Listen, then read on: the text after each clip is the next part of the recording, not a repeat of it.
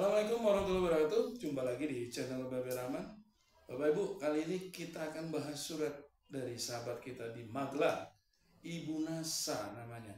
Jadi Ibu Nasa ini mewakili saudaranya, Mr. X gitu kira-kira ya. Dia punya pinjaman di bank pemerintah dan dalam keadaan macet. Karena sudah beberapa bulan atau mungkin tahun ya kayaknya itu tidak mengangsur, kemudian beliau beriktikad untuk menjual aset yang dijaminkan untuk melunasi hutangnya tersebut. Nah, karena beliau berpikiran positif, berpikiran bahwa bank pun akan mengikuti atau menuluskan permintaan beliau, maka pada saat beliau mengajukan surat permohonan pelunasan dengan keringanan denda dan bunga, sehingga beliau minta hanya membayar pokoknya saja kira-kira gitu. Tapi oleh petugas disarankan supaya uangnya dimasukkan dulu, dititipkan dulu dengan alasan katanya untuk menunjukkan keseriusan, untuk menunjukkan bahwa uang sudah siap. Kemudian oleh debitur ini, oleh Mr. X ini, uang kemudian dititipkan sejumlah pokok utang di sebuah rekening penampungan. Nah, kemudian oleh petugas diminta untuk membuat surat lagi dan diajukan ke pimpinan, ke manajemen.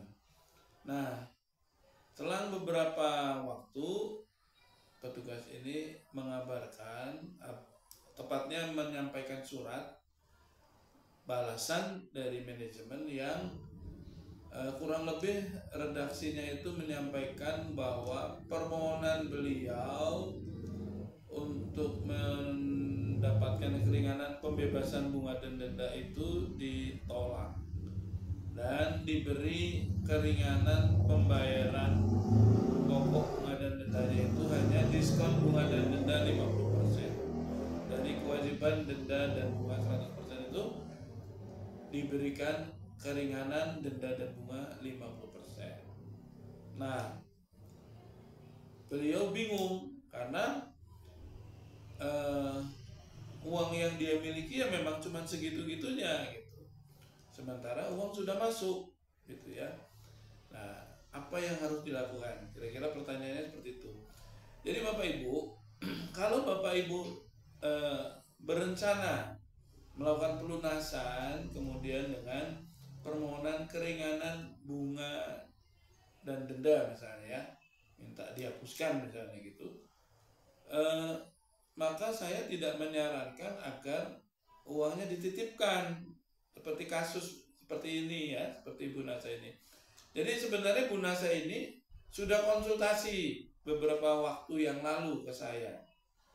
Nah, saya memang tidak merekomendasikan untuk menitipkan uangnya gitu. Saya bilang nggak usah, sampaikan saja bahwa kami serius, bila memang disetujui uang sudah siap gitu. Cukup sampaikan aja dalam redaksi suratnya bahwa apabila disetujui maka kami akan melunasi selambatnya 3 hari sejak tanggal persetujuan. Jadi ada time frame yang jelas, 3 hari sejak tanggal persetujuan. Misalnya persetujuannya tanggal 5, maka kita minta waktu maksimal 3 hari untuk menyiapkan pelunasannya. Jadi tidak perlu menitipkan seperti itu. Saya sudah sampaikan beliau, jangan dititipkan. Karena apa? Apa yang saya khawatirkan terjadi.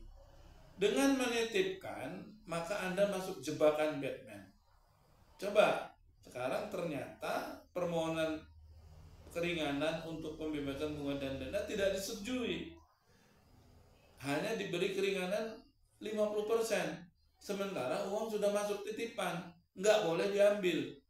Artinya, mau nggak mau, debitur ini harus bayar sesuai persetujuan yang dibuat oleh bank, yaitu hanya diberi keringanan bunga dan denda 50%. Nah, ini kan celaka.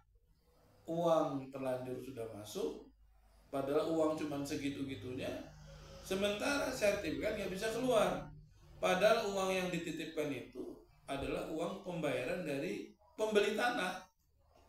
Nah, ini kan jadi si malakama, konyol gitu ya. Nah, ini harusnya tidak terjadi bila Bu Nasa ini mengikuti saran saya. Jangan mau uangnya suruh dititipkan dulu, karena beresiko. Beresikonya apa ya tadi? Persetujuannya tidak sesuai yang diharapkan. Sementara mau ditarik lagi uangnya nggak bisa, gitu. Nah, artinya berarti Anda masuk jebakan Batman. Tapi saya sarankan yang bersangkutan agar buat surat lagi ya, Bu Nasa buat surat lagi atas nama debitur menyampaikan bahwa uang akan ditarik. Itu saja, tembusannya ke OJK, supaya ada kejelasan. Kalau misalnya nggak boleh, harus ada penolakan secara resmi ya. Jangan sampai uang Anda nggak bisa ditarik lagi gitu ya. Dan sebenarnya bank nggak ada alasan menolak, namanya titipan. Kalau yang namanya titipan ini kan berarti harus bisa diambil sewaktu-waktu, kan itu belum disepakati sebagai pembayaran. Artinya kalau itu tidak terjadi kesepakatan, maka harusnya bisa diambil. Nah, agar Bapak atau Ibu punya dokumentasinya, buat secara resmi, sampaikan bahwa sehubungan dengan permohonan pelunasan dengan pembebasan bunga dan denda kami tertanggal, surat kami tertanggal sekian tidak disetujui, maka dengan ini kami bermaksud untuk menarik uang titipan tersebut gitu, dan akan kami kembalikan ke calon pembeli. Jadi sampaikan bahwa uang itu belum uang Ibu, uang itu sebagai DP pembayaran atas tanah tersebut. Nah, kalau pelunasannya nggak disetujui, artinya pelunasan tidak bisa terjadi, berarti jaminan tidak bisa diambil, maka uang itu harus dikembalikan. Nah, gitu. Coba Ibu buat surat seperti itu, tembusannya lagi-lagi ke OJK. Agar apa? Agar OJK memantau masalah itu. Ya, agar OJK ikut bisa ditarik untuk membantu menyelesaikan sengketa bila di kemudian hari banknya tidak menyetujui untuk penarikan titipan dana tersebut. Harusnya sih bisa, harusnya ya. Tapi saya 50-50, nggak yakin. Karena bank merasa kalau ini dilepas, maka potensi tunggakan masuk akan hilang, gitu ya. Karena berarti bank mau nggak mau kalah strategi dengan debiturnya tersebut.